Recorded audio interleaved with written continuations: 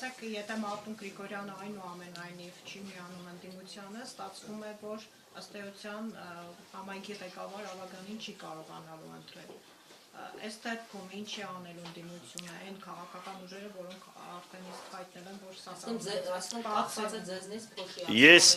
Ես ճիշտ ասած այս պահին ձեզ չեմ կարող պատասխանել այդ հարցին, որովհետև ես հենց պետք է իրոք համոզվեմ, որ Մարտուն Գրիգորյանը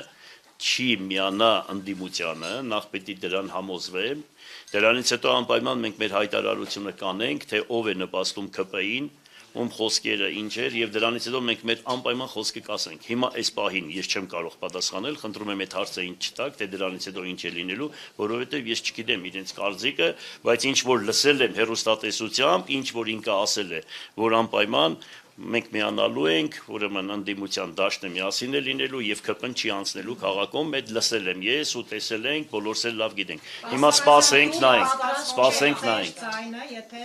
այսպես ասած ընդդիմության տեխնացու առաջադրվի, հա, գուցե Մարտուն Գրիգորյանը ինքը առաջադրվի, այս դեպքում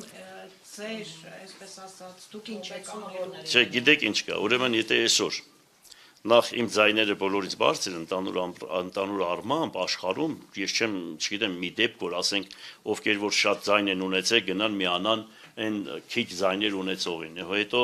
եւ Կարենը եւ Ռուբենը հասկացար միացել են ինձ, այսինքն երեքս միասին մենք միացել ենք, մենք սպասում ենք, ինքը 6 պատգամավոր ունի,